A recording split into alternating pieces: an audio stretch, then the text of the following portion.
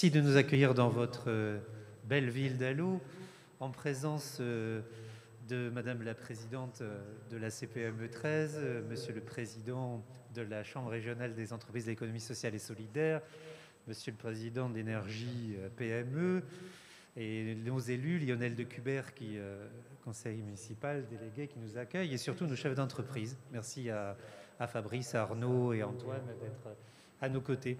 City Ressources Management est très heureux de vous accompagner dans cette démarche, puisque nous sommes ambassadeurs de cette volonté de responsabilité sociétale des entreprises qui permet une coopération économique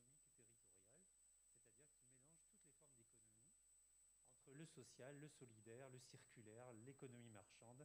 Voilà, il n'y a pas d'ostracisme sur le territoire d'Allô, il y a une volonté que toutes les économies se correspondent.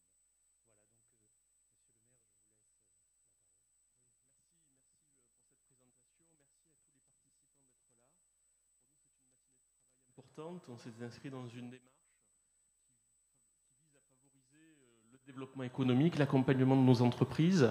Et donc nous sommes ici à Allô, au cœur de la zone d'activité de Fontvieille, où nous avons quelques fleurons en termes d'industrie, d'entreprises qui sont bien ancrées sur le territoire. Je citerai notamment les laboratoires Lafal, l'entreprise Whiteplay, qui confectionne avec une centaine d'ingénieurs de très haut niveau des box numériques pour tous les opérateurs, que ce soit SFR, Canal+, Orange et tous les acteurs du secteur. Nous avons aussi Technicoflore, qui fait partie des leaders mondiaux en matière de confection de parfums synthétiques, notamment pour tous les commerces, pour toutes les utilisations qui peuvent en être faites dans l'industrie. Et derrière ces grandes entreprises, ces grands groupes qui tirent un peu le tissu économique local, nous avons tout un réseau de TPE, de PME, d'artisans, de commerçants, d'entrepreneurs que nous voulons accompagner au mieux. Et c'est le sens de cette démarche que nous avons avec vous.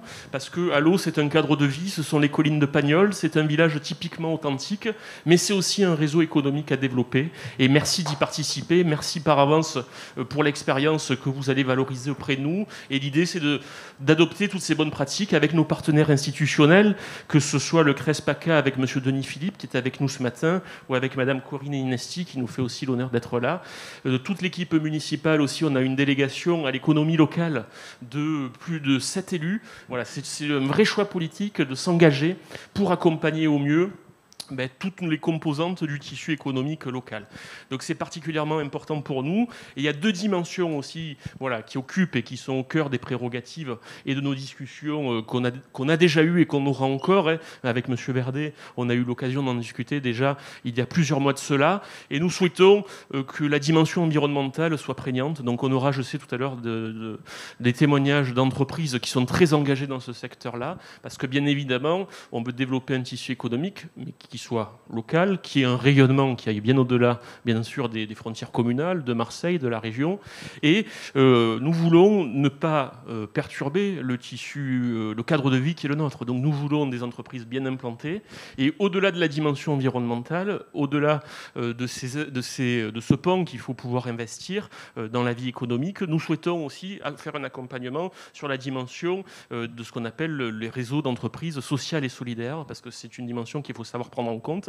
On a là aussi une entreprise qui est exemplaire sur la commune, c'est le traiteur Messence, qui est très engagé dans cette démarche RSE, et je trouve que c'est une problématique qui doit être prise en compte à plus forte raison en raison de la crise sanitaire que nous traversons collectivement. Voilà en quelques points que je voulais aborder en introduction. Je vous remercie tous par avance. Une partie des intervenants seront ici en présentiel, d'autres vont intervenir devant leur caméra, tel qu'on y est habitué maintenant depuis le début de cette crise sanitaire. Et merci encore d'être ici à Allô pour nous accompagner dans cette démarche. Merci beaucoup, Monsieur le maire. Donc je propose à notre président, Denis Philippe, de prendre la parole. Monsieur le maire, merci. Merci d'avoir invité la Chambre régionale des entreprises de l'économie sociale et solidaire à venir ici ce matin à Allô. Et à titre personnel, si vous le permettez, j'en suis d'autant plus heureux que vous en êtes aujourd'hui le maire. Ce webinaire va consacrer la mise en œuvre d'une stratégie territoriale de coopération, va permettre d'accompagner, si je l'ai bien compris, la transformation digitale.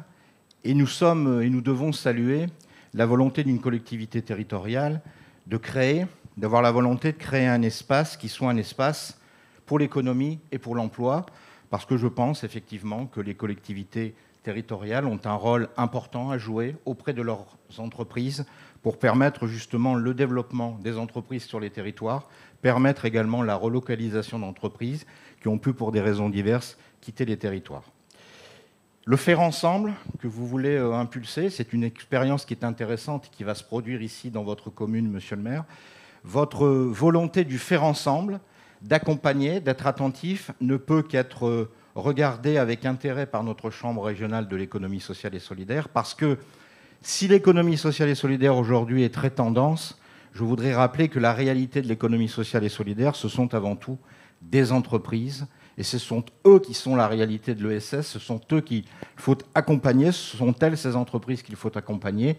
Et si on veut, nous, bien sûr, que l'économie sociale et solidaire puisse se développer à côté des autres entreprises, et je pense qu'il faut arrêter d'opposer les modèles économiques. Nous avons notre modèle économique, il existe d'autres modèles économiques. Je crois au faire ensemble. Est-ce que vous initiez aussi ce matin ici, et la démonstration qu'on peut faire ensemble? La Chambre régionale tient à vous remercier. Merci, Monsieur le Président. Madame la Présidente de la CPME 13, Madame Inesti. Bien, bonjour et merci, Monsieur le maire, également de nous inviter, nous, la CPME 13, à participer à cette réunion. Déjà, je voulais vous dire que je suis doublement ravie. Ravie parce que cette synergie que vous allez impulser entre les différents acteurs, justement, est une de nos valeurs et est une décision que nous avions déjà décidé de porter à votre connaissance et de porter à la connaissance de tous les acteurs municipaux, puisque nous avions rédigé en décembre 2019 déjà un livre bleu en collaboration avec Énergie PME. Je salue à mes côtés la présence de Frédéric Verdet, son président, parce que nous pensions justement qu'il était primordial de faire remonter à partir du terrain, à partir de plus de 50 000 entreprises que nous avions interrogées, toutes les motivations qui pouvaient aller dans un sens qui était justement celui que vous mettez en avant aujourd'hui, d'être plus performant, d'être plus attractif et de travailler ensemble. Après, nous, la CPME 13, c'est vrai que toutes ces valeurs de développement durable, de responsabilité sociétale, nous les portons également, et nous, dans nos actions, je sais que chaque année, par exemple, nous organisons les trophées des entrepreneurs positifs. Et à cette occasion, nous récompensons les valeurs courage, les valeurs de créativité, les valeurs surtout aussi de éco-responsabilité, de responsabilité sociétale. Et on est chaque fois, mais alors subjugué de voir tous les talents de ces entrepreneurs qui donnent tout, parce qu'en fait, au départ, qu'est-ce que c'est ces entrepreneurs dans les TPE? Ce sont des entrepreneurs patrimoniaux. Ce sont donc des gens qui ont tout investi, qui prennent des risques. Mais pour autant, la valeur humaine est importante à leurs yeux. C'est une des priorités. Trouver les moyens de maintenir les emplois, et avec cette crise que nous avons traversée, alors les exemples n'ont pas manqué, de montrer combien les entrepreneurs ont su rebondir, ont su trouver des solutions, ont su être résilients. Et je pense qu'ici, il faut les féliciter parce qu'effectivement, les TPE-PME, notamment, représentent quand même 99% du territoire économique de nos entreprises. Donc, vous les avez salués tout à l'heure sur votre territoire. Je pense qu'effectivement, c'est un bel hommage. Et pour autant, l'emploi et l'économie, qui sont des valeurs importantes, et je sais que dans votre municipalité, eh bien, d'après ce que j'ai compris, vous avez des élus qui sont véritablement à l'écoute et qui porteront des actions pour ne faire qu'améliorer, bien sûr, ces postes si prioritaires. Ben, pour nous aussi, c'est une priorité absolue, l'emploi et l'économie, dans nos actions.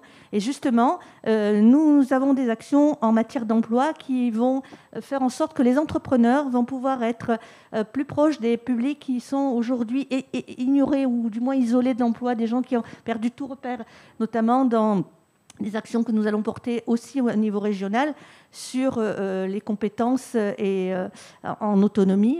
Donc effectivement, je suis encore, je le redis une nouvelle fois, et Monsieur Philippe vient de le dire aussi pour la CRES, ravi de pouvoir envisager un partenariat collaboratif avec la mairie d'Allo, et je peux vous dire encore une fois, comptez sur nous.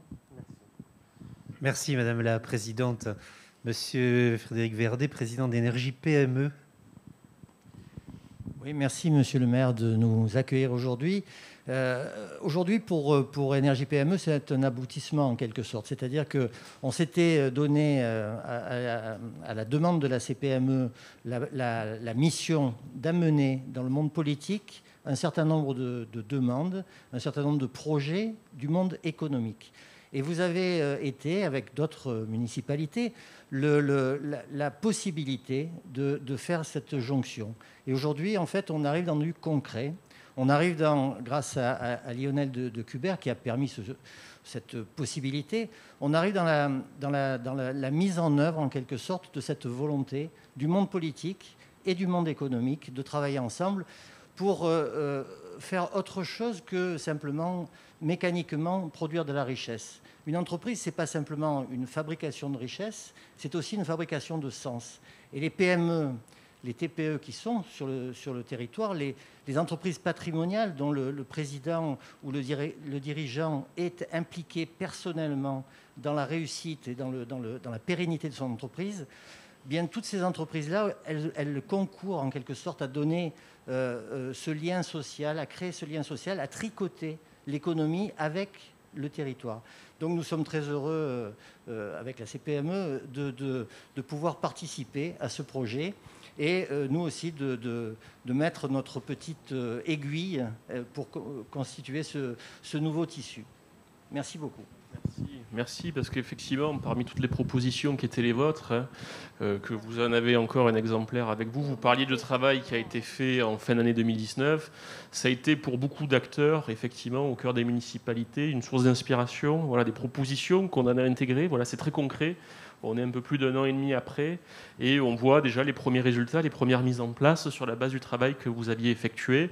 On a besoin de cette expertise en tant qu'acteur public, local, pour nous accompagner, gagner du temps.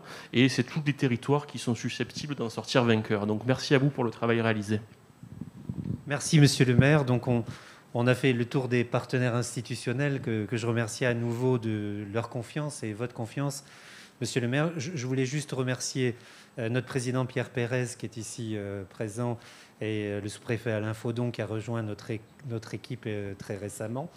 Et peut-être un mot, si vous le permettez, monsieur le maire, pour votre directrice générale adjointe, madame Boyaval, pour toute l'aide qu'elle nous apporte. Et bien entendu, Lionel de Cubert, hein, c'est aussi une équipe municipale qu'on a trouvée à notre écoute, hein, monsieur le président, pour faire ce travail-là. Donc je remercie beaucoup Alain Jounot qui doit être en ligne maintenant avec nous, qui est responsable donc, du département RSE à l'AFNOR et pour qui la norme ISO 26000 et un certain nombre d'autres sujets fondamentaux pour nous qui correspondent à l'environnement, notamment, monsieur le maire, sont développés par l'AFNOR, cette grande agence de normalisation. Et donc si Alain m'entend, merci à vous de prendre la parole. Merci à vous de m'accueillir. On m'a demandé de présenter en une vingtaine de minutes le concept de cette norme, son contenu et notamment son impact pour les entreprises. Tout d'abord, je pense qu'il est important de revenir sur son origine. Cette norme, elle est issue d'une demande des consommateurs international qui, en 2005, ont interpellé la communauté internationale sur la nécessité d'établir un standard qui fasse consensus sur la définition même de la RSE et sur la façon de déployer une vraie démarche RSE au sein des entreprises qui soit crédible mais aussi performante. À partir de là, différentes organisations internationales ont été consultées par l'ISO et des travaux ont été engagés à partir de 2006 et ont donné naissance à cette norme en novembre 2010. Cette norme, elle traite de différents sujets. Tout d'abord, elle donne une définition de la responsabilité sociétale. Je vais faire très court. C'est finalement la contribution des entreprises aux enjeux de développement durable. Et plus que jamais aujourd'hui, c'est d'actualité puisqu'on est en pleine réflexion sur l'agenda 2030 et notamment la contribution des États, des organisations et des entreprises à l'atteinte des objectifs de développement durable qui ont été définis par l'ONU, les 17 ODD en 2015. Elle donne des principes et des thèmes incontournables et quelques éléments de mise en œuvre. Alors, lorsqu'on évoque cette norme, elle fait 140 pages. C'est vrai qu'elle est volumineuse. Elle n'est absolument pas difficile à lire. Je vous recommande, si certains l'ont, de commencer par les articles 5 et 6. Je vais la résumer très rapidement. Je dirais, à peine 3 minutes, je vais vous résumer les 140 pages. Cette norme, elle dit la chose suivante. Elle dit, dès lors qu'une organisation, et notamment une entreprise, souhaite engager une démarche RSE, structurer une démarche RSE, elle va avoir deux chemins en parallèle à le prendre. Et ça, c'est ce qui est défini dans son article 5, c'est-à-dire que la norme va guider la réflexion de l'entreprise au travers de 7 questions centrales qui sont reprises dans son article 6, qui vont traiter de la gouvernance, des droits de l'homme, des relations, conditions de travail, de l'environnement, de la loyauté des pratiques, des questions relatives aux consommateurs et du développement des communautés locales, ce qu'on pourrait appeler aussi l'ancrage territorial. À partir de là, la norme vous dit, finalement, pour structurer et hiérarchiser une démarche de responsabilité, quels sont les domaines d'action prioritaires au regard de ces 7 questions. Je vais revenir sur ce qu'on appelle les domaines d'action. Et puis la norme vous dit, au-delà de cette réflexion interne, vous devez avoir absolument une réflexion externe avec votre écosystème.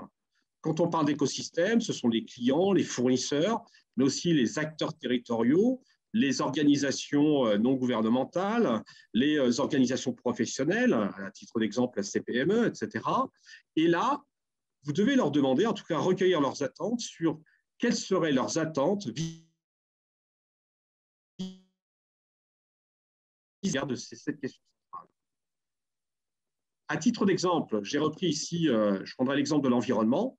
L'ISO a dit, finalement, lorsque j'analyse les enjeux stratégiques en matière d'environnement, j'ai 4 sujets clés à analyser. La prévention de la pollution, l'utilisation durable des ressources, l'atténuation des changements climatiques et tout ce qui va être lié à la biodiversité. Vous voyez, ça a été régi en 2010 et c'est plus que jamais d'actualité. Et à partir de là, une entreprise va devoir se poser la question, finalement, dans ces 4 sujets, ces 4 domaines d'action, est-ce qu'il y en a un ou plusieurs qui sont prioritaires pour moi au regard de mon secteur d'activité, de mon implantation territoriale et de mes enjeux de relation avec mes parties prenantes. Et la norme va finalement vous guider dans son article 7 sur quelques éléments de recommandation de mise en œuvre. Et vous voyez qu'à partir de là, je vous ai simplement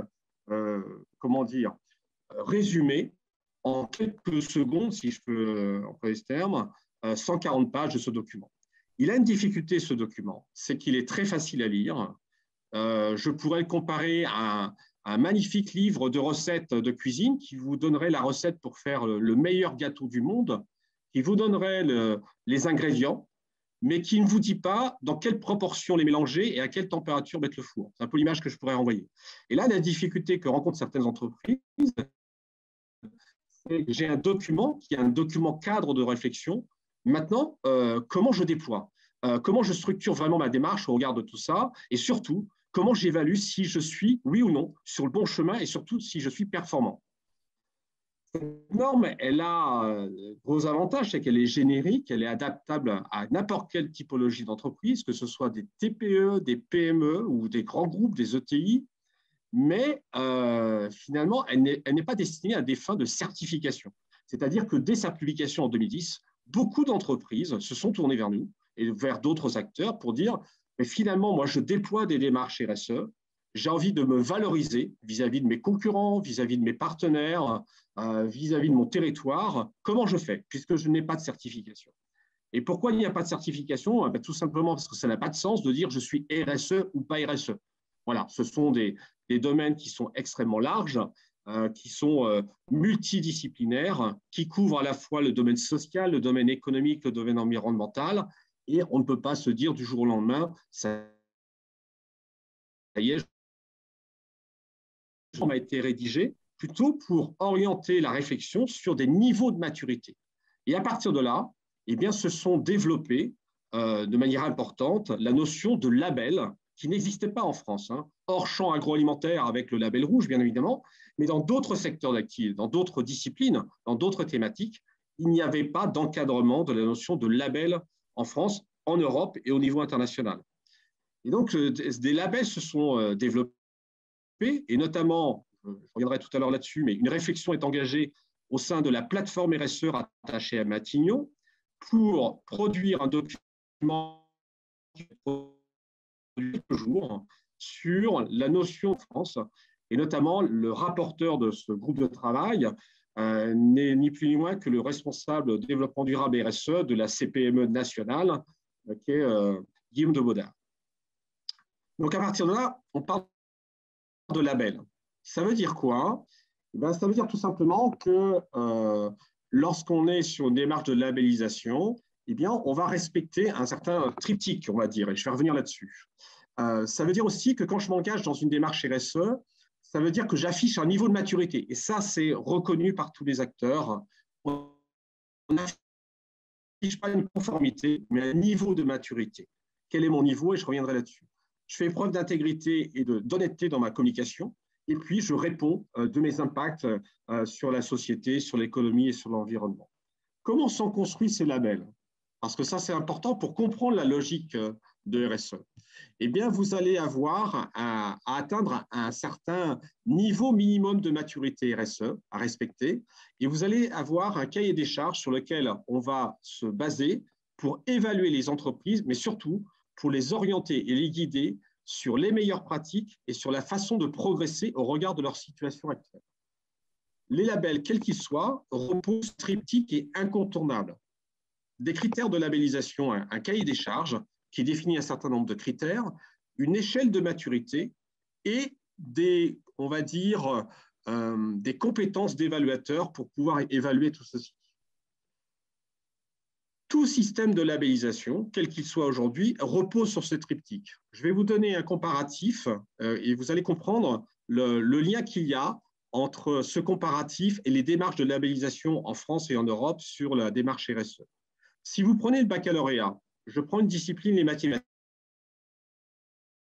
je veux évaluer la maturité, la compétence des élèves en mathématiques. Je vais avoir un cahier des charges qui va finalement regrouper certains aspects comme les suites numériques, les intégrales, les probabilités. Si vous aviez un cahier des charges qui parle d'addition, multiplication, vous diriez que ça n'a aucun sens. On va avoir une échelle de maturité. L'échelle de maturité, c'est le système de notation à l'éducation nationale, et notamment dans les disciplines scientifiques, en mathématiques. L'échelle de maturité, c'est raisonnement, argumentaire, résultat.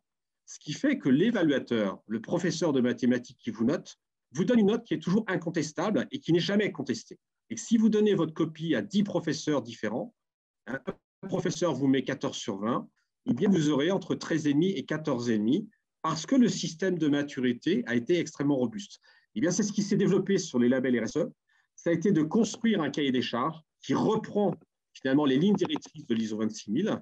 Et ces lignes directrices, dans le modèle que je vous présente, vont couvrir à la fois des aspects liés à la stratégie de l'entreprise, au déploiement de sa démarche, à ses modes de production et de consommation, son ancrage territorial, où on va croiser ces éléments-là avec des indicateurs de performance, que sont notamment ces indicateurs en matière environnementale, sociale et économique.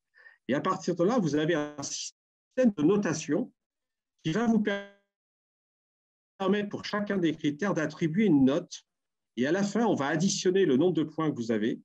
Et ça va vous donner une note sur 1000 points, avec, en fonction du nombre de points que vous obtenez, un label qui aura un certain niveau de maturité. Si vous avez de 300 à 500, vous aurez un niveau progression, alors que si vous êtes entre 700 et 1000, vous aurez un niveau exemplaire. On est exactement dans le même schéma que le baccalauréat, à savoir que, passé un certain nombre, je dirais, de disciplines, vous avez des notes, on additionne votre note, et vous avez votre baccalauréat avec mention ou pas mention. En dessous de moins de 10 sur 20, vous n'avez pas le baccalauréat. Et bien là, pour les labels, en dessous de 300 points, vous ne pouvez pas communiquer à l'extérieur. C'est le même principe, vous voyez. Et quel est l'avantage de tout ça par rapport à une certification? Tout simplement, déjà, une entreprise n'a pas besoin forcément de se préparer, de structurer les choses. On passe au scanner l'entreprise et on évalue à l'instant T son niveau de maturité. Et pour ce faire, on va interviewer des parties prenantes, internes et externes, et on va recueillir des informations pertinentes et objectives qui vont nous permettre de noter sur chacun des critères et de lui remettre cette note à la fin, avec surtout le gros plus, ça va être, et le gros stage de ces démarches RSE et de l'ISO 26000, c'est que le rapport qu'on remet à la fin va expliquer à l'entreprise quels sont ses points forts, mais surtout quels sont ses... Vous avez ici, j'ai représenté à l'écran les différents stades de maturité. Je vous ai présenté un label qui est celui d'After Certification, mais il en existe d'autres, et ils sont quasiment tous basés sur le même principe, à savoir des échelles de maturité pour permettre aux entreprises de progresser. On ne peut pas, comme ça, du jour au lendemain, dire toutes les entreprises seront RSE. C'est impossible. La preuve en est, c'est que malgré tout ce déploiement d'initiatives, qu'elles soient territoriales, qu'elles soient politiques, qu'elles soient volontaires, privées, aujourd'hui, on peut considérer qu'on a à peu près 1 millier d'entreprises labellisées. Vous voyez, c'est beaucoup trop peu au regard du nombre d'entreprises aujourd'hui en France, et notamment que ce soit TPE, PME, ETI, etc. Donc, il y a une volonté du gouvernement. Donc, notamment, c'est ce fameux rapport qui va être remis dans les prochains jours par la plateforme RSE, qui va être d'ailleurs complété par un autre rapport qui a été rédigé par la députée Coralie Dubost à la demande de Bruno Le Maire sur la valorisation et la reconnaissance des démarches RSE des entreprises. Ce rapport est finalisé. Il a été remis le 30 novembre dernier à Olivier Grégoire. Et donc, il sera communiqué en même temps, normalement, que ce rapport de la plateforme RSE. Et ces deux rapports conjugués visent une chose, c'est d'une part, finalement, valoriser et crédibiliser certains labels au détriment d'autres, je reviendrai là-dessus, mais surtout, donner des préconisations pour impulser une dynamique beaucoup plus forte en France, pour accompagner les entreprises, et notamment les TPE-PME, à structurer des démarches RSE en France. Ces labels, si je reprends, ils sont remis pour 3 ans. Ils inscrivent vraiment l'entreprise dans une dynamique d'amélioration, et on viendra tout à l'heure, et ça va permettre notamment aux entreprises de progresser sur le chemin du développement durable et de la RSE.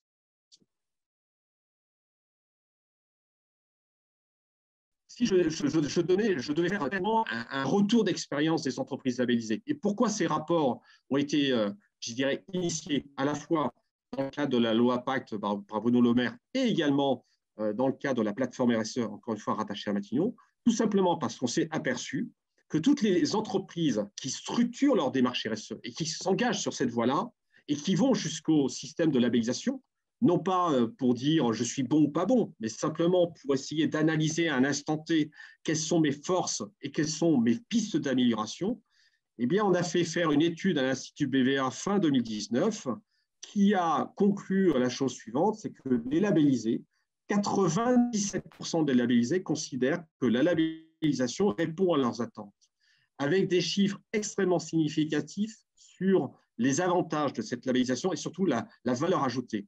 98%, ce qui est très élevé selon BVA, considèrent qu'il y a une amélioration de l'image auprès des clients, des fournisseurs, des partenaires, que ça crée pour 93% une véritable nouvelle dynamique interne. Et surtout, pour 93%, il y a des propositions de pistes d'amélioration pour progresser durablement. Et ça, c'est l'avantage des labellisations de certification, où on serait dans une non-conformité ou une conformité à des exigences. Là, on n'est pas dans l'explication conformité-non-conformité. L'évaluateur, son rôle, c'est d'expliquer à l'entreprise, par rapport à ce qu'elle fait bien, comment elle pourrait encore progresser. Et donc, les évaluateurs donnent des pistes d'amélioration extrêmement concrètes qui sont reprises dans un rapport. Et toutes les entreprises, d'ailleurs, quel que soit, que ce soit chez After Certification, mais aussi chez nos concurrents, mettent en avant que la valeur ajoutée d'une labellisation RSE ne tient pas uniquement compte que du logo qu'on remet à la fin, mon diplôme, etc., mais surtout du rapport qui va être remis. Et ce rapport, qui est pour nous extrêmement complet, guide l'entreprise sur comment je progresse.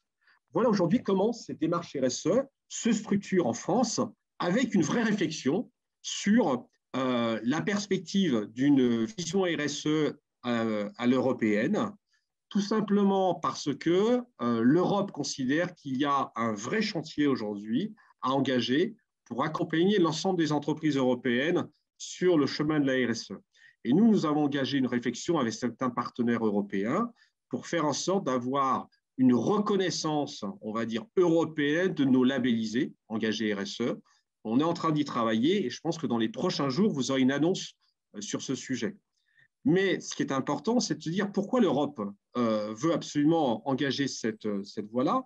Tout simplement parce qu'aujourd'hui, il y a une tentative outre-Atlantique d'imposer une certaine vision de la RSE.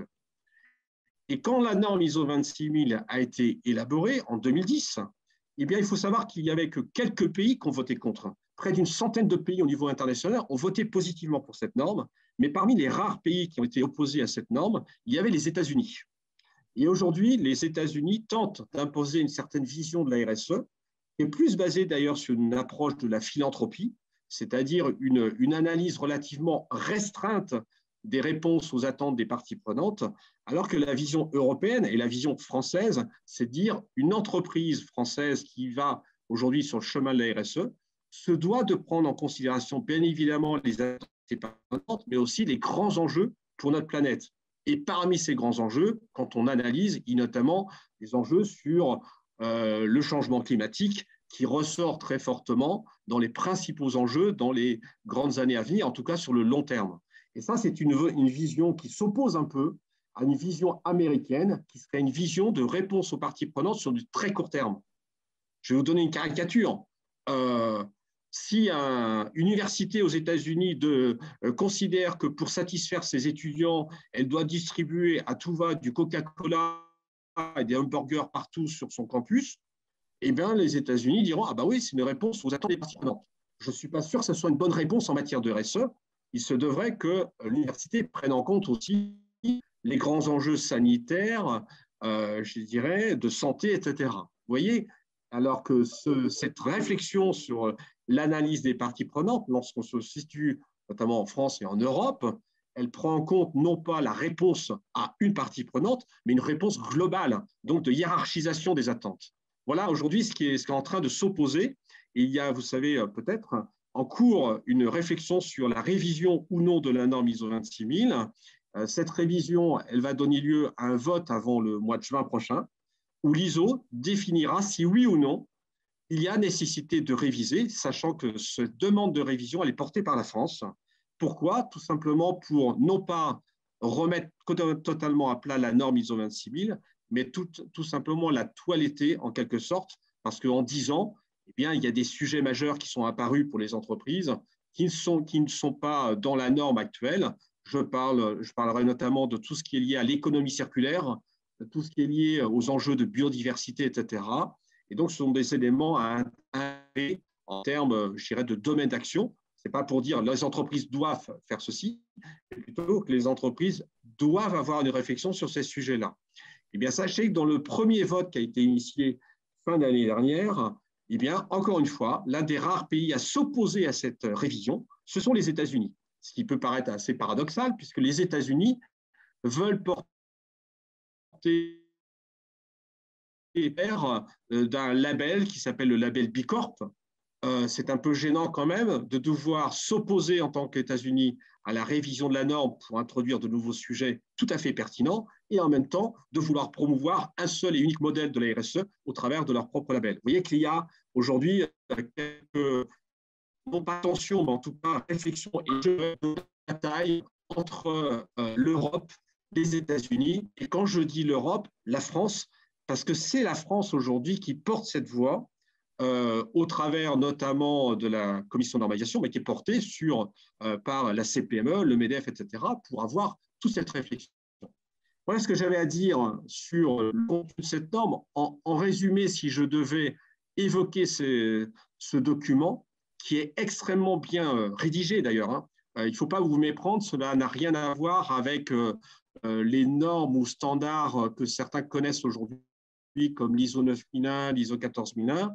Elle est vraiment rédigée, cette norme, comme un guide de réflexion, un cadre de réflexion pour les dirigeants d'entreprise, qu'ils soient d'ailleurs TPE ou PME, pour savoir finalement si je dois structurer et être plus performant en matière sociale, économique et environnementale, quel est le cadre de réflexion sur lequel je peux m'appuyer pour structurer une démarche RSE. C'est ça, cette norme, ce qu'elle apporte. Et tous les témoignages des dirigeants qui sont, et je parle bien de dirigeants qui sont aujourd'hui labellisés, vont dans ce sens, c'est-à-dire ils ont découvert et compris les tenants et aboutissants de cette norme, tout simplement grâce à la labellisation, parce que ce sont les évaluateurs qui les ont guidés dans le questionnement et les réflexions pour justement imaginer les sources de progrès. Voilà ce que j'avais à vous dire aujourd'hui sur cette norme ISO 26000 et je vous remercie de votre écoute. Alain Junot, pour ces précisions. C'est un exercice complexe parce que la norme est très riche, mais en tout cas, elle va permettre d'inspirer, elle a déjà inspiré les démarches qui sont ici autour de la table, autour des élus et des responsables qui sont autour de moi. Alors, je pense qu'on serait intéressé aussi par avoir le point de vue d'entrepreneurs. On a ici donc Fabrice Boyer, qui est PDG de Managenius, et qui va nous dire quelques mots sur son engagement. Bonjour à tous, merci Monsieur le maire pour l'invitation. Merci Thilo aussi de m'avoir proposé d'intervenir et, voilà, pour faire ce retour d'expérience sur ce que nous on voit. Notre métier chez Managenius, c'est d'accompagner justement les entreprises, d'accompagner ces entrepreneurs dans des moments, dans des cycles un peu, alors soit compliqués, ça peut être de la gestion de crise, car le management de transition initialement c'est ça, c'est de la gestion de crise. Mais dans d'autres pans aussi de leur cycle de vie, ça peut être juste sur on a besoin d'un manager ou pour remplacer quelqu'un qui serait absent, voire de commencer à se transformer. Donc c'est vrai qu'on a souvent, on pense beaucoup à la transformation digitale, mais qui rejoint justement les thèmes dont on parle aujourd'hui. Mais en fait, le retour d'expérience que je ferais serait plutôt sur la société en tant que telle, parce que justement, c'était notre objectif de faire un peu différemment dans un métier que l'on voit souvent très financier, voire RH.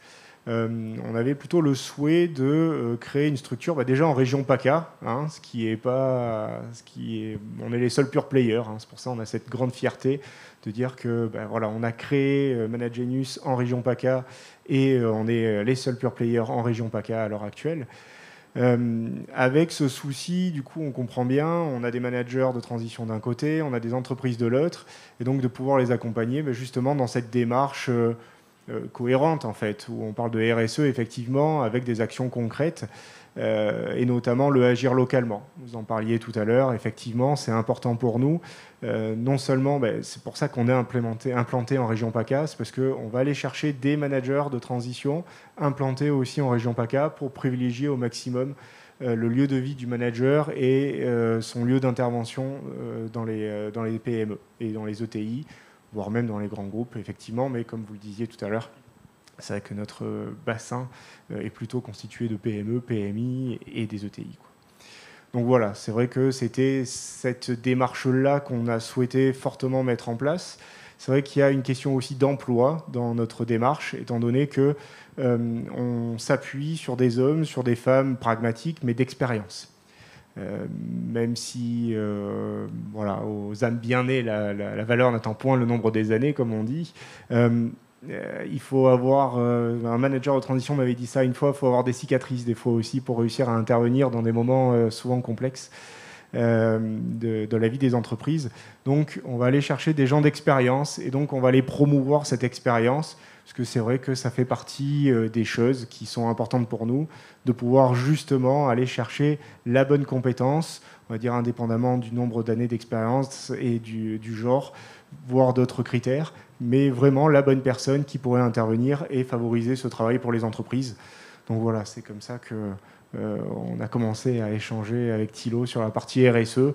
Et bon, donc encore une fois, merci pour m'avoir proposé d'intervenir, qui me permet justement de témoigner sur le fait qu'effectivement, d'aller dans ce sens-là est très positif pour tout le monde.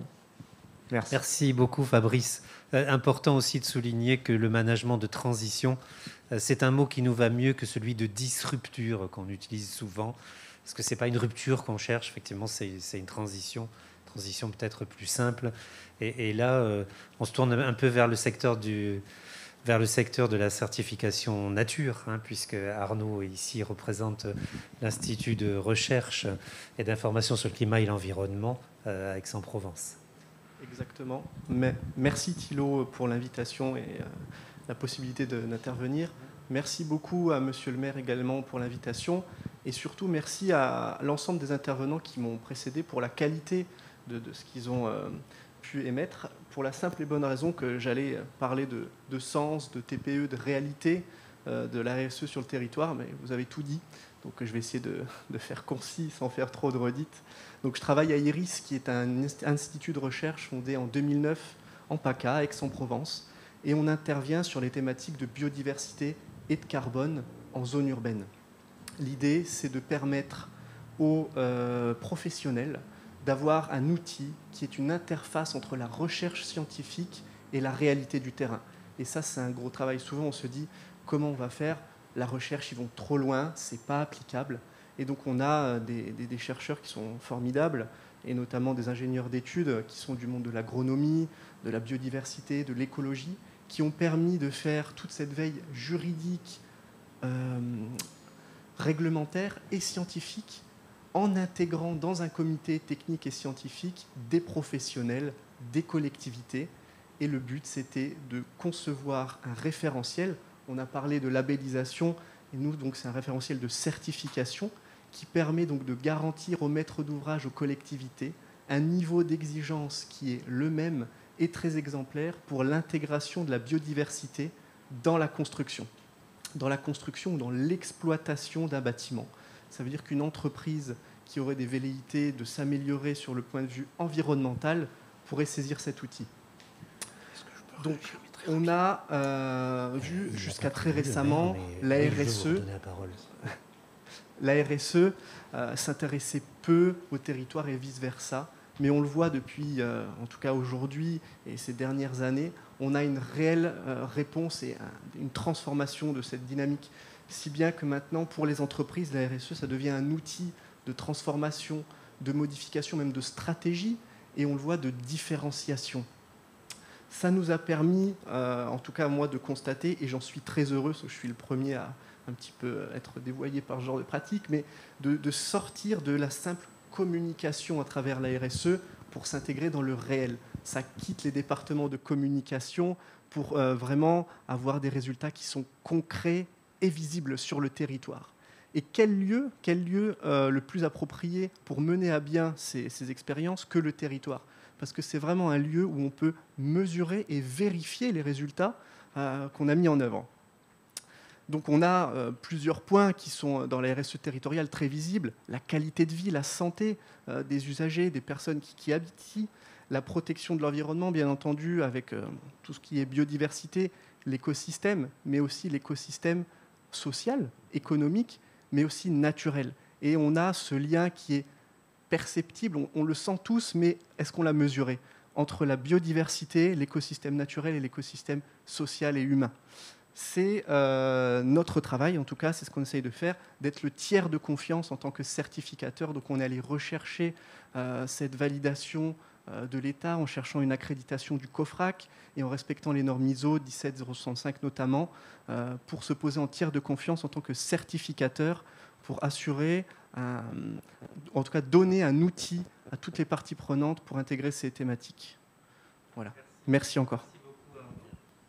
Je crois que Monsieur le Président voulait avoir une courte réaction à votre... Oui, très rapidement, sur la présentation qui a été faite tout à l'heure, j'ai été surpris quand j'ai vu qu'il y avait 1 millier d'entreprises qui avaient vraiment une pratique RSE complète. Alors je me dis qu'il y a 14 000 entreprises de l'économie sociale et solidaire dans cette région, et je voulais donc vous féliciter, Thilo, et féliciter également mon ami Lionel de Cubert, parce que vous êtes les ambassadeurs des entreprises et vous êtes également les ambassadeurs des entreprises de l'économie sociale et solidaire. Je me dis qu'ensemble, on a du travail à faire. Voilà ce que je voulais dire. Merci beaucoup, Monsieur le Président. Alors, juste, si je peux me permettre, j'avais une question, effectivement, pour qu'on rebondisse sur ce qu'on a pu écouter. Donc, effectivement, toute la labellisation, AFNOR, la certification dont vous nous aviez parlé. On a la chance d'avoir un chef d'entreprise, là, qui vit ces problématiques-là au quotidien. Moi, je voulais juste que vous nous fassiez part de votre expérience, à savoir... Qu'est-ce que les clients, quelle est la demande type auquel vous avez à faire face? Et est-ce que la situation que nous traversons, notamment la situation sanitaire, a un impact direct sur votre activité? Comment ça se formalise au quotidien pour votre activité?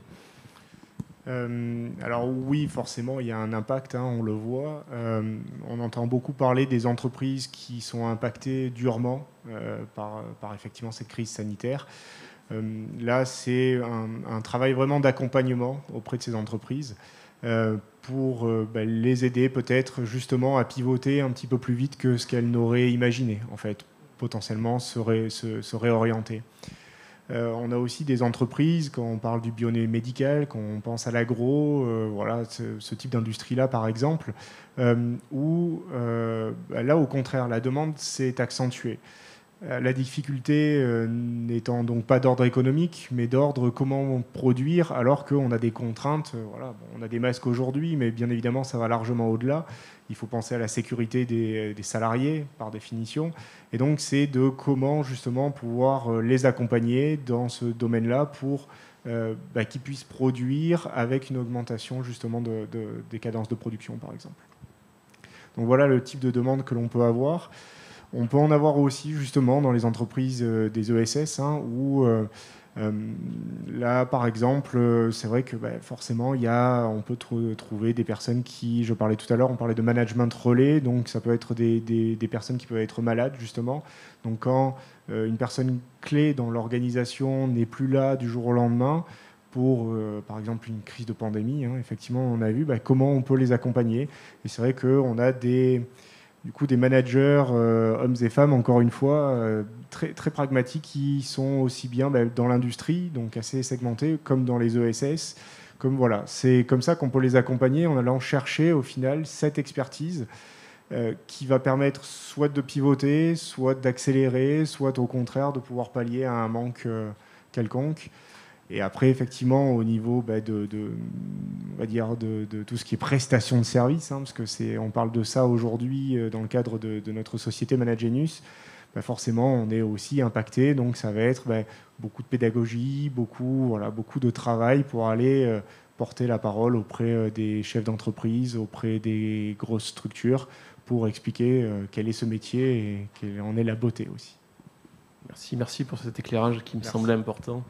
Merci Fabrice. Donc, on a souhaité également illustrer une démarche qui est importante pour vous, Monsieur le maire, ici à Allot, qui est portée, nous le savons, par Frédéric Plat et votre équipe, que je salue, au niveau de l'environnement et notamment de l'agriculture urbaine, puisque aujourd'hui, en termes de biodiversité, l'idée, c'est de lutter contre l'artificialisation des sols et de rendre un peu de la nature dans la ville. Donc, si Claire m'entend, je lui donne volontiers la parole pour le réseau AgriCity.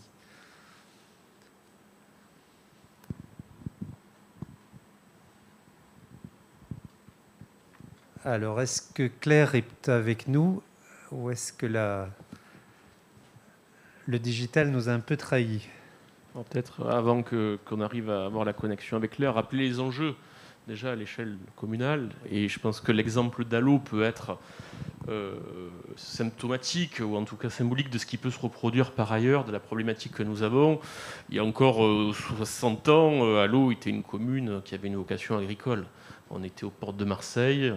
C'était une ville qui cultivait ses champs jusqu'à Plan-de-Cuques, parce qu'Allot et Plan-de-Cuques, à l'époque, faisaient qu'une seule et même commune. Et aujourd'hui, on a la volonté, avec l'équipe municipale, avec Frédéric Plat, que vous avez cité, qui est l'adjoint à l'environnement, de préserver ces terres agricoles, parce que, comme on le disait en introduction de cette réunion, ce qui fait la force d'une commune comme Allot, c'est son cadre de vie. Et ça passe beaucoup par la préservation de ces espaces naturels.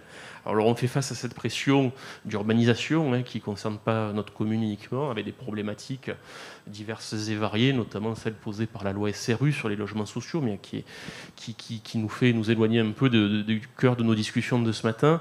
Mais on a la volonté de réintroduire et de mener très concrètement ce projet et de préserver les terres agricoles que nous possédons encore, qui des fois sont peu exploitées, trop peu exploitées.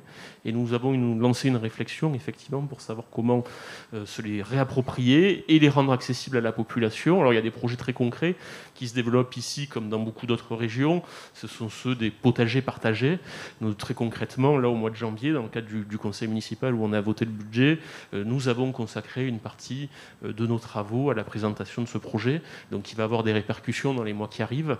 Et nous avons comme ça d'autres exemples de prise en compte, effectivement, effectivement de cette problématique qui correspond à une attente très forte des citoyens et avec sa vocation bien entendu pédagogique pour nos enfants, donc de ferme agricole, etc. Donc ce sont autant d'enjeux que nous avons pris en compte et qu'on veut voir s'insérer dans le paysage qui est devenu urbain au fil du temps, mais en préservant ses poches pour y développer une agriculture raisonnée de proximité. Et donc peut-être que Claire Nioncel va pouvoir nous en dire un petit peu plus si la connexion est désormais rétablie. Donc je crois que Claire Nioncel a dû rater peut-être l'échange. Alors simplement, elle a quand même fait vous lui avez accordé une interview écrite, hein, Monsieur le maire, qui est sur les réseaux sociaux, hein, dans lequel vous avez déjà précisé les choses. Je voulais juste dire qu'AgriCity est un média spécialisé en matière d'agriculture urbaine et qu'ils sont le relais intéressant en termes d'information pour nous. Donc c'est intéressant que Claire puisse intervenir, mais elle a déjà recueilli vos orientations sur Allo. Donc, moi, je passerai assez volontiers sur l'introduction par le docteur Anne-Leila Meistersheim, PDG de Plastic at Sea. Est-ce que nous avons Anne en ligne ? Madame Claire et Madame Anne-Leila ne sont pas sur la visioconférence, donc on ne peut pas leur donner la parole parce que nous avons peut-être un souci pour les rejoindre. On va les appeler. Ah, il y a un souci technique pour les rejoindre. Non, on va les appeler. Elles ne sont pas connectées, donc on va les appeler par ailleurs. On peut peut-être avancer. Est-ce que vous vouliez réagir sur l'agriculture en milieu urbain? Non, pas forcément. Ça fait partie des démarches, effectivement, comme on disait, qu'on avait engagées. L'idée, là, donc, au-delà de ces entreprises engagées et dont on a entendu le témoignage, c'est de basculer désormais donc, sur des exemples d'entreprises à fort impact sociétal. Et vous le disiez, le premier enjeu est lié, alors pas directement à notre environnement proche ici, parce que nous, on est tourné vers les collines et moins vers la mer, même si on les voit sur les hauteurs de la commune, hein, ce qui est une chance voilà, pour la valorisation de nos patrimoines. Et il y a 2 témoignages là, qui étaient inscrits à l'ordre du jour. Celui, vous disiez, de la PDG de Plastic at Sea, voilà, qui est basée à Bagnols-sur-Mer et qui va nous faire part, si la connexion se rétablit, de son témoignage. Et ensuite, Sabine Méneux, qui est PDG de Click and Dive à Marseille, qui donc est spécialisée dans le recyclage des déchets en mer. Si elle est connectée, on peut peut-être lui passer la parole immédiatement. Si c'est le cas, on va l'écouter. Merci. Sabine, c'est à vous. Merci Thilo, j'espère que vous m'entendez bien. Désolée, je suis sur appelé. Alors, effectivement, je suis PDG de l'entreprise ClickDive. C'est une entreprise qui est basée à Marseille et Port-de-Bouc.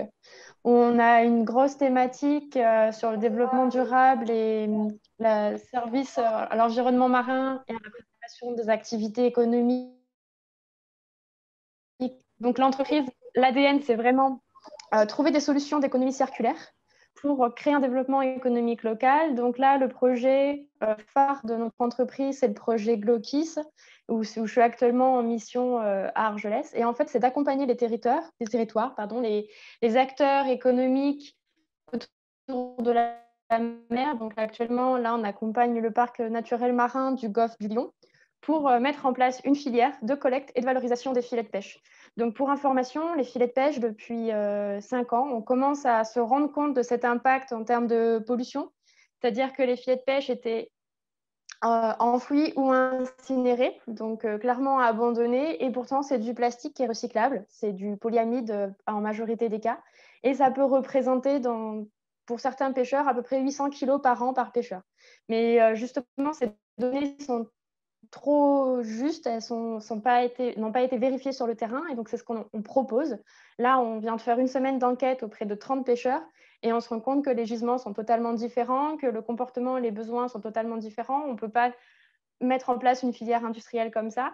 Donc pour le coup, on a accompagné de l'unique recycleur français de filets de pêche qui est capable de régénérer les filets de pêche en granulés et ensuite de faire des nouveaux produits en 100% recyclé, 100% recyclable. Donc là, je ne sais pas si tout le monde le voit, mais j'ai une monture de lunettes qui a été faite par une marque française que beaucoup connaissent, c'est Acuitis, en partenariat avec Armor Luxe et donc l'entreprise partenaire Filet Fab. Et c'est une monture de lunettes 100% filet de pêche. Donc vous pouvez, je ne sais pas si vous la voyez bien. Mais l'intérêt, donc, c'est de travailler avec des entreprises françaises sur l'intégration de cette nouvelle matière Donc, c'est du 100% polyamide. Il n'y a pas de rajout de colorant à part le noir pour que ça fasse vraiment un effet noir. Donc, on propose cette filière-là avec une traçabilité de la matière. C'est-à-dire que chaque port est capable de demander où sont partis les filets et dans quels produits ils ont été transformés. Sachant qu'à côté, en filière industrielle, on a aussi la filière réemploi, donc vraiment économie circulaire et éco-conception. Donc, beaucoup connaissent l'entreprise Yadis à Marseille qui a conçu un robot flottant qui ramasse les déchets dans les ports. Et en fait, on a des filets de pêche qui s'adaptent à leur robot et qui permettent de collecter les déchets dans les ports. Donc, un déchet va ramasser des déchets et on augmente la durée de vie du filet de pêche qui a 10 ans et qui peut encore collecter 20 litres de plastique dans les ports de pêche. Donc, c'est vraiment de la symbiose industrielle, c'est de la coopération, c'est de la mutualisation de compétences. Et c'est ce qu'on essaie de dupliquer au maximum sur les autres territoires. Donc là, en Occitanie, on accompagne 2 autres projets en économie circulaire. À Marseille, on accompagne un jeune qui a déposé un brevet dans le milieu du sport et qu'on accompagne aussi sur cette démarche de valorisation des filets de pêche, mais surtout de valorisation de la pêche artisanale. Donc, on a une communication positive sur la pêche artisanale qui est en train de disparaître. Ils sont plus que 1028 pêcheurs sur la Méditerranée française, avec 37% qui ont l'âge de partir à la retraite. 3 qui viennent d'arrêter. Donc, c'est une grosse perte au niveau du tourisme aussi, parce que les gens adorent consommer du poisson de saison et consommer local. Donc, c'est tout l'intérêt pour nous de faire cette connexion entre les pêcheurs valorisent leur filet de pêche, mais s'intègrent en plus dans une démarche d'économie circulaire et peuvent voir le bénéfice qu'ils ont à travailler avec nous. Donc, c'est vraiment un projet coopératif. Et là, on va accompagner donc, toute la région Occitanie. Donc, 2021, la région Occitanie va avoir toute sa filière de collecte et de valorisation, sachant que la valorisation sera faite à Port-de-Bouc, sur le siège social de l'entreprise ClickDive. Et on a des discussions avec la Corse et le reste de la région PACA, parce que l'objectif, vous doutez bien, pour un modèle économique, c'est la massification, c'est la structuration de filières, et c'est surtout la continuité de coopération, quitte à partir un peu aussi sur le reste de la Méditerranée, pour accompagner sur l'artisanat et l'éco-conception. Donc voilà, c'est le projet Glocky, c'est l'accompagnement des acteurs en lien avec l'environnement et la connexion Internet. Oui, c'était vraiment parfait. Merci beaucoup pour ce témoignage.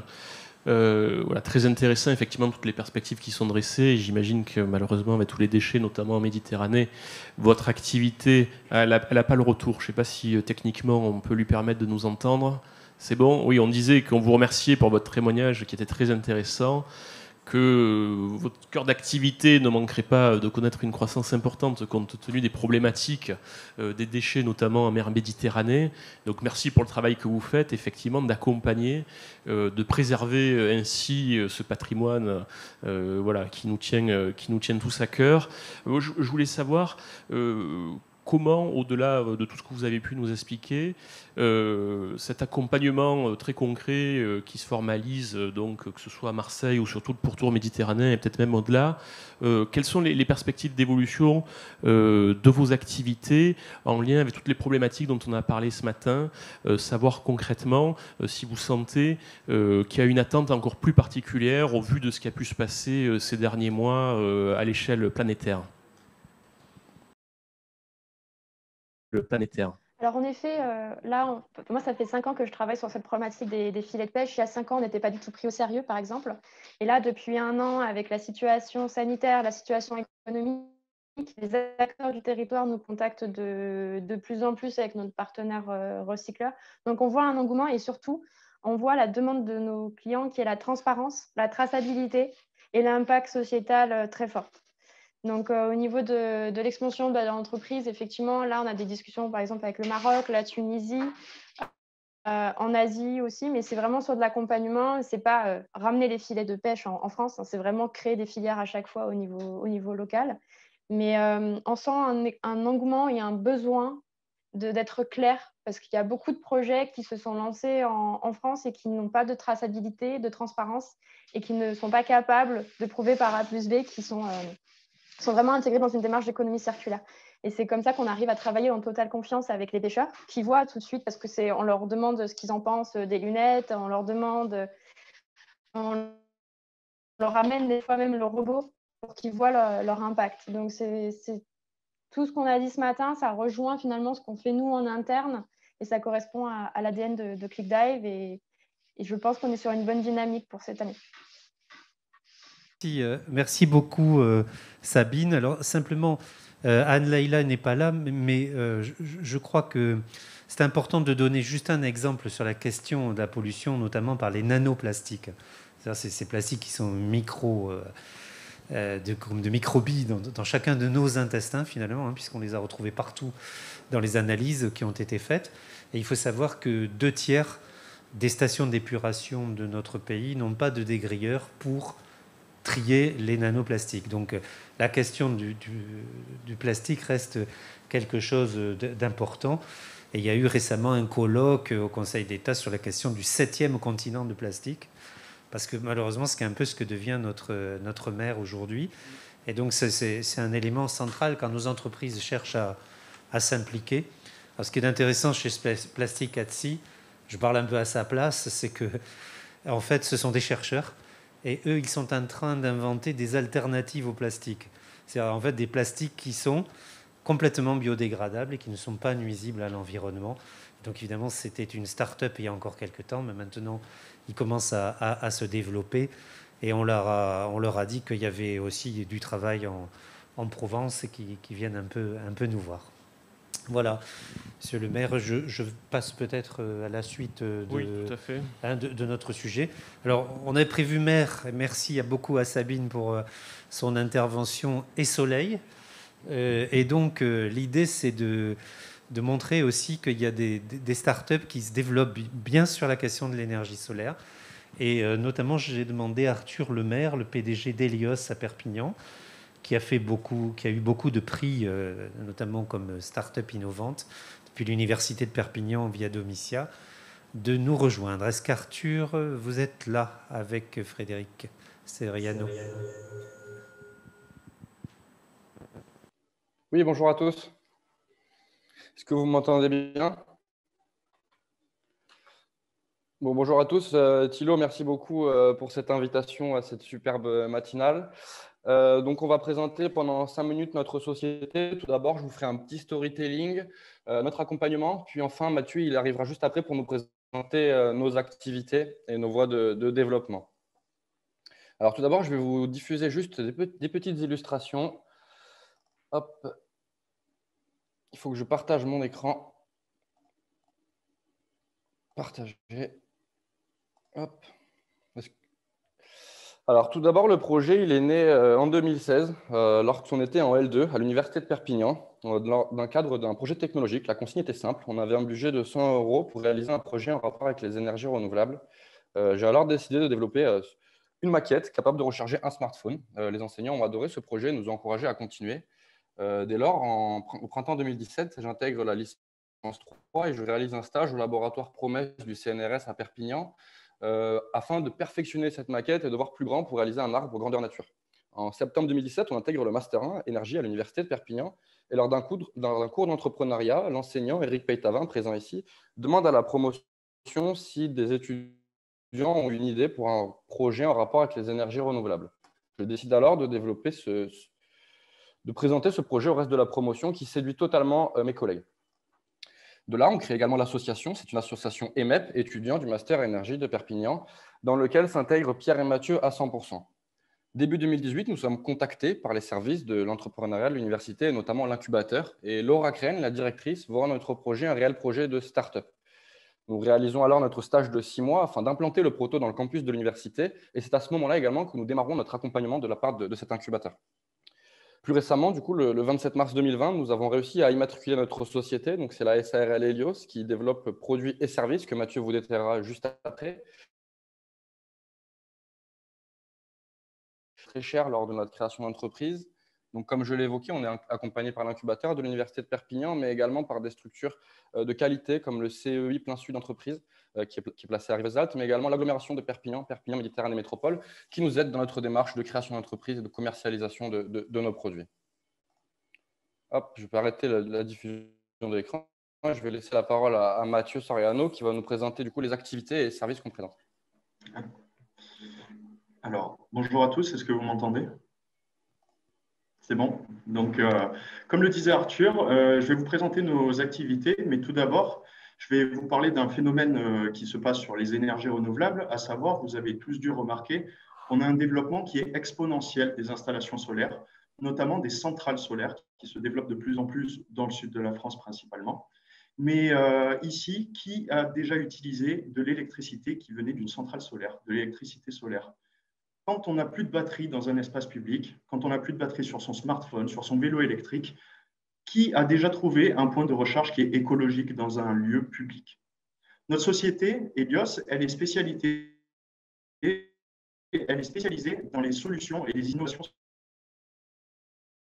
solaires. Nous accompagnons les acteurs qui soient publics ou en démarche de développement des énergies renouvelables en proposant des aménagements urbains qui sont faits sur mesure pour offrir aux citoyens ou aux employés un libre accès à l'énergie d'origine renouvelable.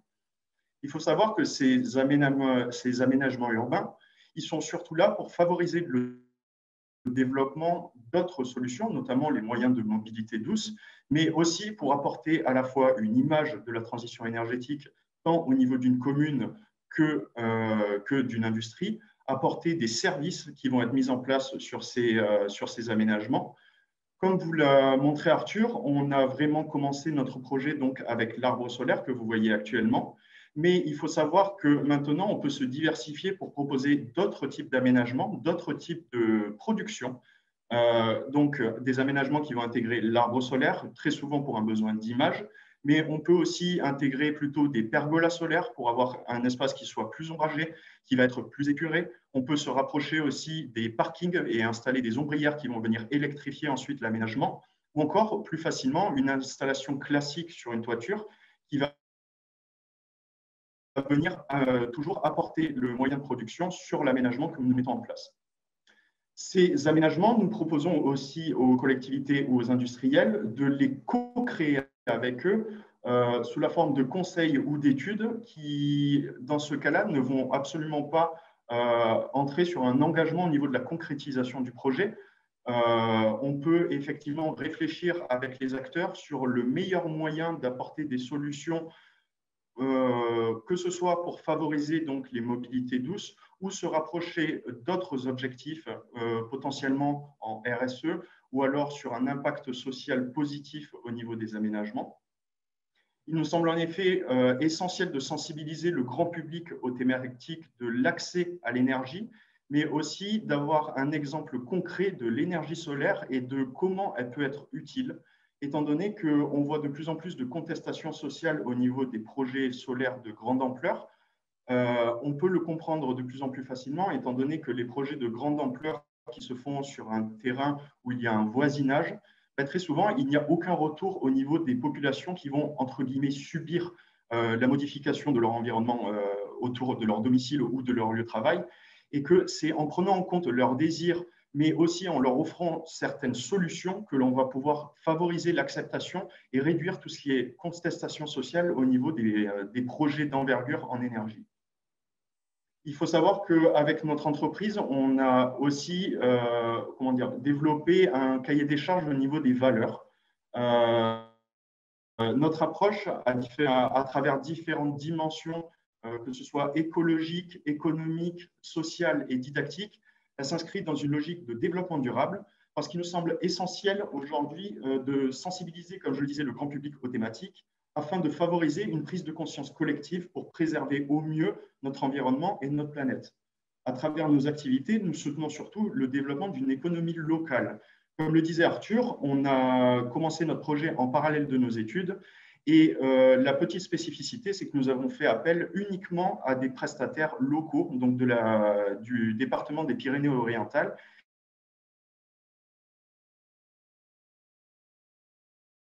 Si on vient implanter un arbre solaire sur la ville de Toulouse, dans la région PACA, on utilisera des prestataires qui viennent de la région.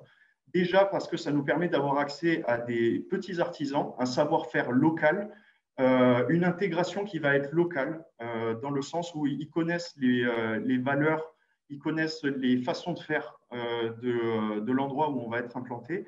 Et effectivement, c'est pour nous aussi un moyen de leur donner du travail, mais surtout que leur travail soit montré dans un espace public, soit utilisé par les gens, et de se dédouaner un peu de l'utilisation, je dirais, jetable que l'on a maintenant du mobilier urbain. Le meilleur exemple, c'est les abribus. On prend des abribus très fragiles, très souvent en verre parce qu'ils sont un peu jolis, mais à la moindre dégradation, on change la totalité de l'abribus. Nous, on est avec des artisans locaux qui vont venir justement apporter une qualité, que ce soit une qualité dans les matériaux qu'ils utilisent, leur conception, mais aussi dans la durée de vie qu'ils vont avoir. Pour nous, c'est aussi un avantage étant donné que le mobilier urbain, nous le réalisons sur mesure. Le but étant bien entendu d'avoir les prises électriques ou le moyen de distribution de l'électricité directement intégré au mobilier urbain. L'avantage, c'est que déjà, ça va donner un espace convivial à cet aménagement, mais ça va aussi, comme je le disais, participer au développement d'autres secteurs, notamment, encore une fois, les mobilités douces. Dans notre action d'implantation de l'arbre solaire à Perpignan, c'est d'ailleurs la première des choses que l'on a vues. On s'attendait à avoir 2-3 étudiants qui venaient recharger leur portable ou leur ordinateur entre les cours. Au final, on a eu énormément de fréquentation du lieu. Tout d'abord parce qu'il présentait des avantages sur la convivialité. On a un aménagement avec des assises, c'est ombragé. On est dans un lieu qui est un peu, à l'extérieur du centre névralgique de l'université. Et ça permettait notamment de désengorger tout ce qui était cafétéria centrale. Mais en plus de ça, avec le développement d'une flotte de trottinettes électriques sur la ville de Perpignan, on a vu très souvent des étudiants qui ramenaient leur trottinette électrique, ils veulent ramener leur vélo électrique, et dès le matin ou alors à la pause de midi, ils se rapprochaient de l'arbre solaire pour pouvoir le recharger et repartir chez eux directement avec la batterie pleine. Ça évite effectivement d'avoir ce problème qui est assez récurrent sur les plis cyclables ou le développement du cyclotourisme en entier au niveau des mobilités électriques. J'ai un trajet de 20 km, ma batterie elle va me durer 10 km, ça veut dire que je vais faire l'aller et le retour, je vais pédaler beaucoup plus qu'à l'aller. Nous, on propose effectivement d'avoir des points d'électricité qui vont favoriser, développer le plus possible les mobilités douces, mais aussi d'autres aspects, notamment via les options que nous mettons en place avec les Wi-Fi, les écrans de communication, des créations d'ateliers, notamment très souvent tournés vers le développement durable ou la gestion des déchets, de la ressource en eau, auprès des aménagements que nous mettons en place.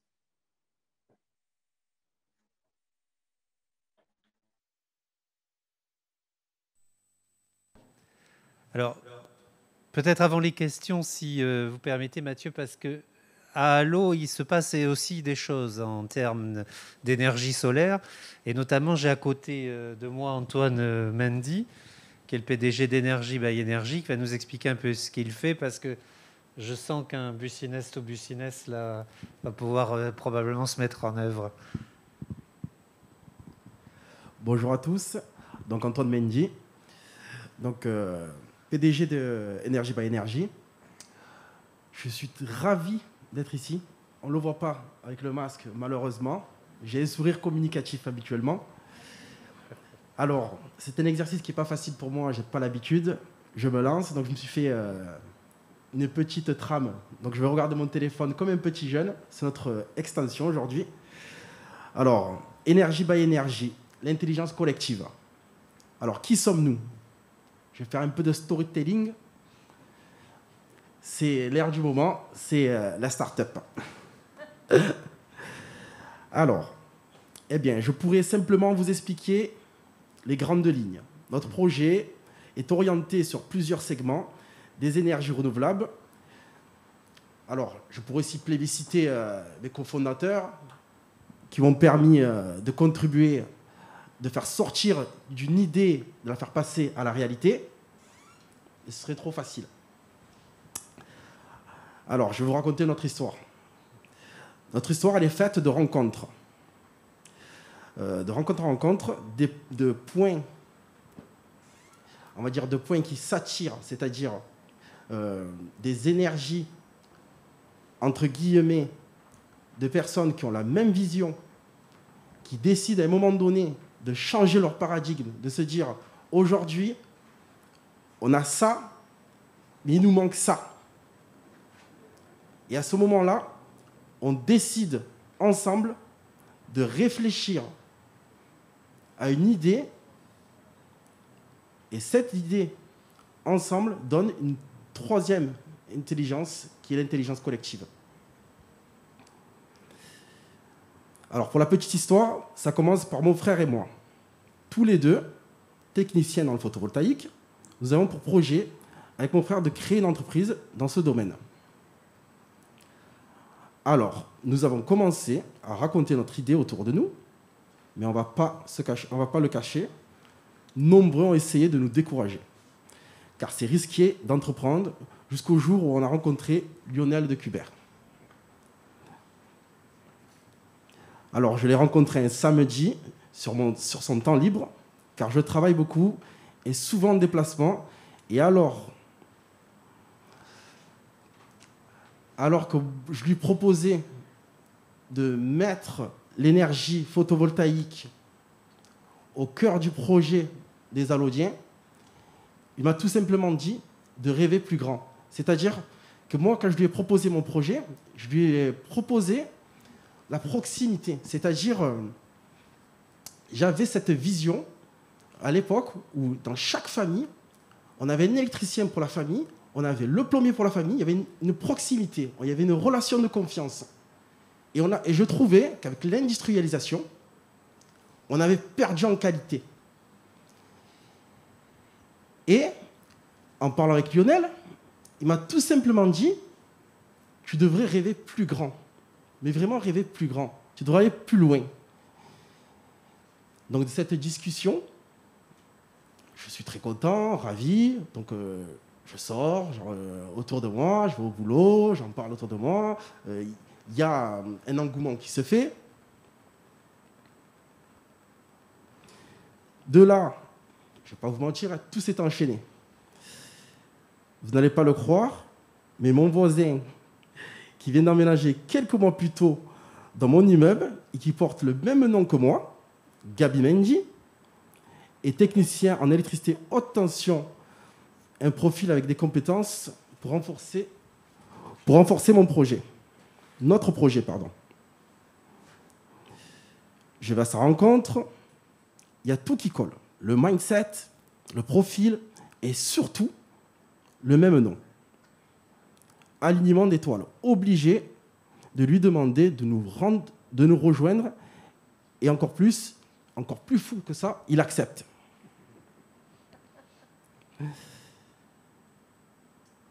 Dans la foulée, je raconte à ma voisine mon projet qu'elle-même, quelques mois plus tôt, a créé son entreprise dans le marketing et se propose de faire mon logo. J'ai trouvé ça génial. Donc, Energy by Energy a pour boussole le rendement d'échelle, c'est-à-dire faire fusionner la quantité et la qualité. L'expérience client au cœur du projet. Et je terminerai par une conclusion. Energy by Energy, c'est l'intelligence collective. Ce n'est pas simplement un projet.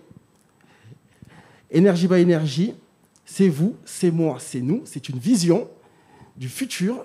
Il est difficile de prédire l'avenir. En revanche, on peut le construire ensemble. Merci pour ce témoignage.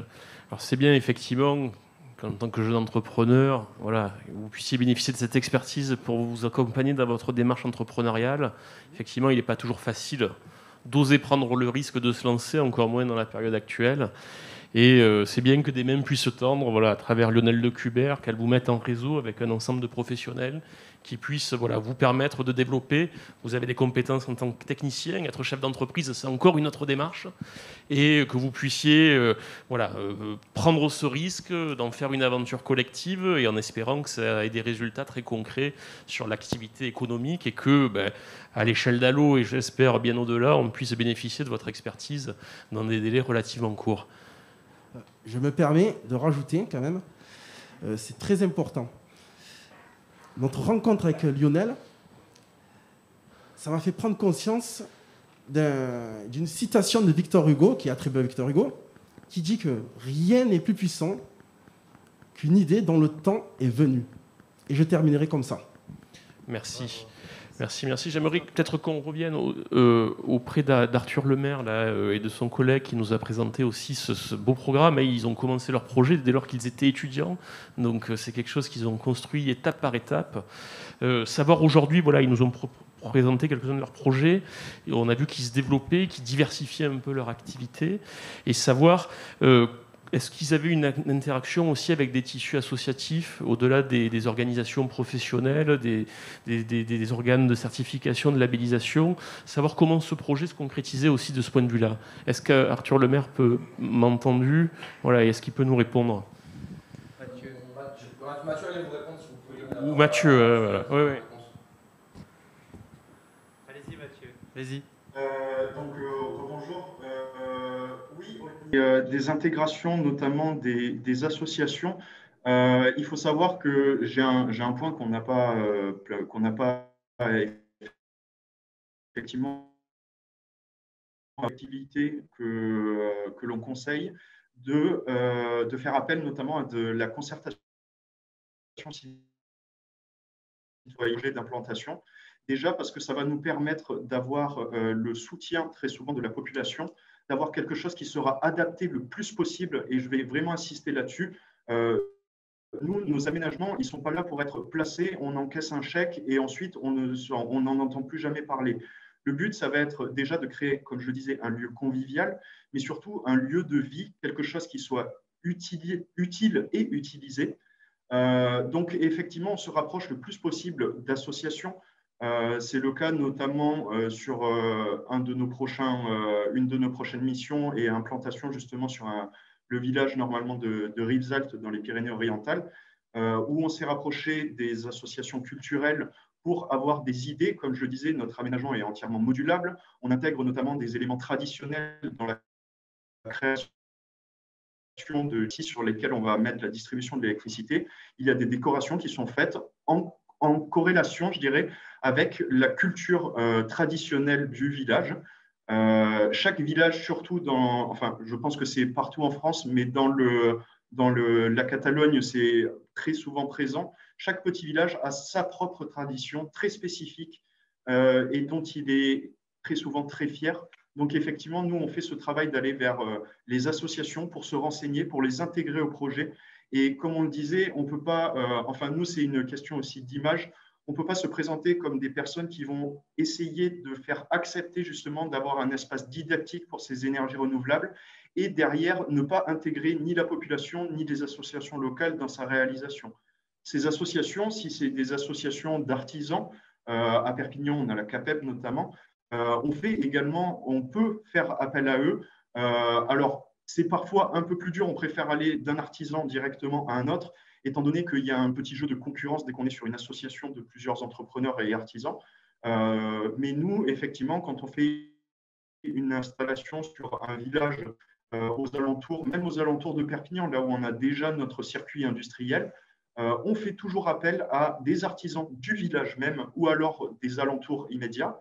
On fait appel aux associations pour qu'elles utilisent l'espace par la suite, pour le viabiliser, pour montrer aux gens qu'il y a une utilité et en faire un peu un point central du développement durable et des politiques de développement durable au sein d'une commune ou d'une industrie.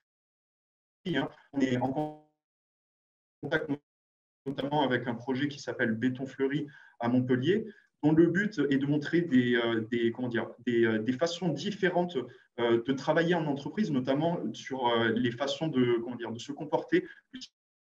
Ils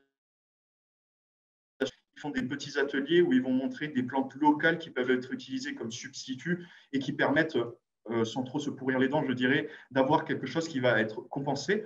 On essaie justement d'être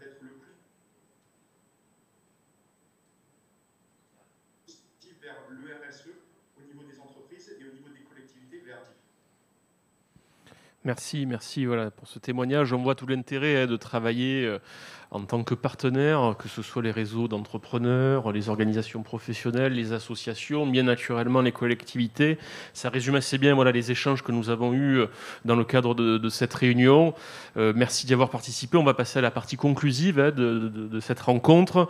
Peut-être Lionel Decubert, tu veux nous dire un petit mot qui vient chapeauter un peu l'ensemble, très court, et après on fera un dernier petit tour de table de manière à ce qu'on puisse conclure les travaux qui ont animé cette matinée. Merci Lionel, merci Monsieur le maire. Merci à toi d'avoir organisé avec l'équipe technique municipale autour de notre DGS qui est venu nous rejoindre, notre DGA adjointe et l'ensemble de nos collègues élus, y compris la première adjointe que je salue. Voilà. Nous avons passé un moment formidable avec nos intervenants aujourd'hui.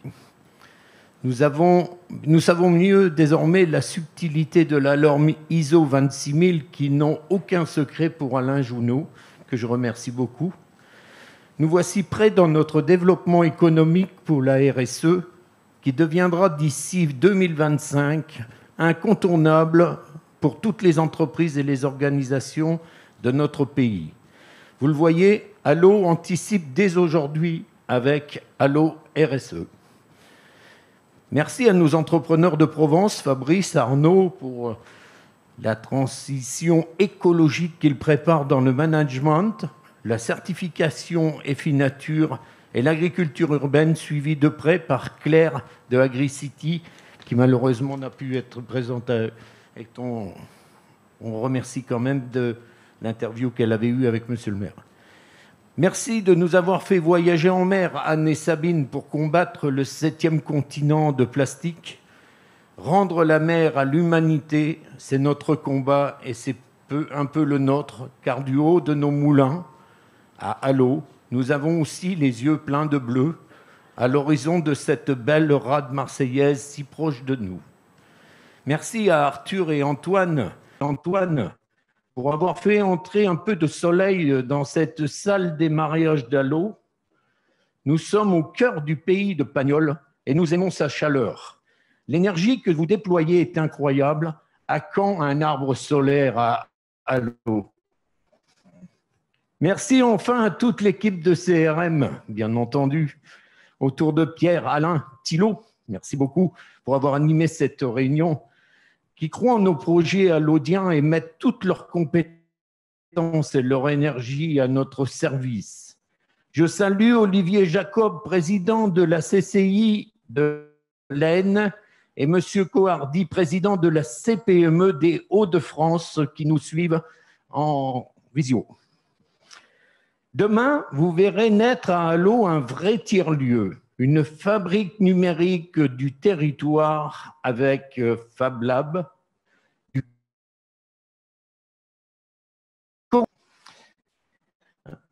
une maison de l'emploi par Serge, qui est là, bravo, une coopération territoriale entre toutes les formes d'économie marchande, sociale et solidaire, circulaire, chère à Denis, Corinne et Frédéric, nos responsables des entrepreneurs de demain, la CRES, la CPME, Énergie PME et le Crédit Coopératif qui nous regarde aussi en visio aujourd'hui. Autant de faits sur notre berceau. Bientôt, d'autres viendront renforcer cette association de bienfaiteurs autour de notre stratégie territoriale de coopération économique. Nous voulons être un territoire d'expérimentation, d'audace, de courage et de conviction. Cela nous rassemble et nous ressemble. À toutes et à tous, encore un grand merci. À très vite pour de nouvelles aventures à fort impact sociétal. Merci Lionel, voilà, ça résume bien les enjeux que nous avons abordés durant la matinée. On va peut-être passer la parole à Corinne Enesti, donc la présidente de la CPME 13, qui nous a fait l'amitié d'être là et de nous apporter son expertise. C'était à la fois pour moi un grand honneur, aussi un grand plaisir d'avoir participé à ce débat. C'était une très très belle synergie. Tout à l'heure, vous avez parlé, pour terminer, de territoire où il y a de l'audace et beaucoup d'impulsion. Mais ça, je l'ai senti aussi avec la jeune génération. Vraiment, je félicite tous ces jeunes entrepreneurs qui nous ont fait partager déjà comment ils ont démarré, comment l'idée est venue, comment grâce parfois à des rencontres, et je crois beaucoup aux rencontres et au partage d'expérimentation, et on aboutit à des projets magnifiques. Et justement, nous, la CPME 13, on est proche des étudiants de l'AMU, on a des partenariats, on va créer un pôle jeune, parce que je crois beaucoup à cette jeune génération d'entrepreneurs qui a des idées, et on va les accompagner, parce que ce mélange à la fois de projets, de créativité avec l'expérience des anciens, ça ne pourra que contribuer à être encore plus attractif, plus performant. Vraiment, je vous félicite, monsieur le maire, aussi pour tout ce que vous initiez sur votre territoire. Et encore une fois, je confirme qu'on sera près de vous pour vous accompagner et accompagner toutes les entreprises. Merci beaucoup. Merci beaucoup, merci à vous. Avant d'entendre Denis Philippe, monsieur Frédéric Verdier pour Énergie PME pour compléter ce propos conclusif. Oui, simplement, au début de la crise sanitaire, et particulièrement au moment du premier confinement, tout le monde appelait de ses voeux le monde de demain, un nouveau monde. Et puis, on s'est rendu compte que petit à petit, ce projet, cette envie, cette volonté d'avoir un monde qui a un peu plus de sens, qui nous permette de réfléchir un peu à ce que nous vivons et non pas subir l'économie, subir le social, etc. Il a été ramené à la phrase, vous savez, business as usual, c'est-à-dire qu'en fait, on a envie, mais on est dans l'incantation, et puis la réalité nous rattrape, et par une espèce de paresse, par une espèce de manque de volonté, on se retrouve sans aller jusqu'au bout de nos ambitions. Eh bien, il manque souvent deux qualités, la volonté et le courage. Et la volonté, vous l'avez exprimée, monsieur le maire, et vous l'avez exprimée dès le départ. Dès la campagne électorale, vous avez dit, bon, on va mettre l'économie au centre de notre programme, on va mettre les Allodiens, les PME, les personnes du quotidien au centre de notre volonté économique. Le courage, vous l'avez aujourd'hui, parce que vous voulez passer de quelque chose qui est une idée à quelque chose de concret. Tout à l'heure, un des intervenants expliquait que la RSE, c'était quelque chose qui est en train de passer de la communication vers quelque chose de concret dans l'entreprise. Eh bien, vous êtes en train de faire passer ces idées que tout le monde aimerait ou dont tout le monde parle, vous êtes en train de le faire passer dans la réalité. Et donc, finalement, la volonté et le courage, ce sont deux qualités qui qualifient souvent les pionniers. Eh bien, je crois que nous sommes ici autour de cette table des pionniers, et vous faites d'Allot une ville pionnière, et je vous en félicite. Merci de nous accompagner dans ce chemin-là, effectivement. Et j'ose espérer que dans quelques années, on en fera un bilan en disant, voilà, on a eu cette audace, on a osé et on a eu des résultats très concrets sur l'ensemble du territoire. Avant de donner la parole à monsieur Denis Philippe, il y a Fabrice Boyer, qui est le PDG de Managenius, qui voulait rajouter un mot sur cette logique. Voilà, vous êtes un entrepreneur qui accompagnait ce changement. C'est clair, il en faut. Alors, il en faut pour entreprendre, il en faut pour justement se projeter aussi, avoir une vision, hein, que Allo RSE, par exemple, en est une. Il en faut pour accompagner les entreprises. Et c'est vrai que dans notre métier, souvent, nous, on est des hommes d'action ou des femmes d'action. Et donc, à ce moment-là, ça serait mon mot de conclusion, après vous avoir tous remerciés, effectivement.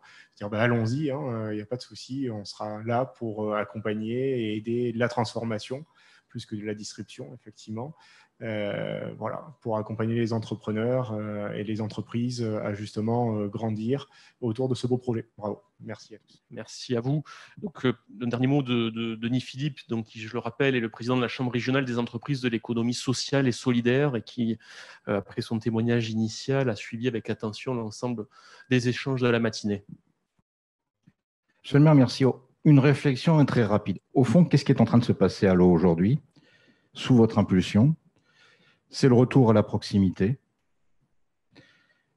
c'est la recherche et le retour au sens, et si vous le permettez, c'est le retour au bon sens. Merci pour ces mots. Thilo Firchot, si vous voulez, non, merci, voilà, merci d'avoir participé à la bonne organisation là, de cette réunion. Voilà, c'était particulièrement important. C'est un premier rendez-vous. À nous voilà, de donner la bonne impulsion à tous les projets que nous avons pu aborder. Merci à tous ces témoignages qui viennent nourrir cette réflexion et l'action. Je tiens à ce qu'on associe, c'est la prochaine étape, toutes les entreprises allodiennes à ce grand projet. Donc, on sera amené à réorganiser des éléments de rencontre sous différentes formes, de la proximité. On va taper à la porte de chaque entreprise, chaque entrepreneur qui en a besoin, un commerçant, artisan. Voilà, vraiment, je veux que tout le réseau local soit partenaire de l'opération et que c'est un rayonnement, comme on l'a dit, qui puisse s'inscrire dans le cadre de la métropole, du département, pourquoi pas régional. Voilà, ça me paraît important de s'engager sur ce terrain. là. Merci à tous les intervenants de la matinée, merci à tous les organisateurs et au plaisir de se retrouver très bientôt pour ce beau projet. Merci à tous.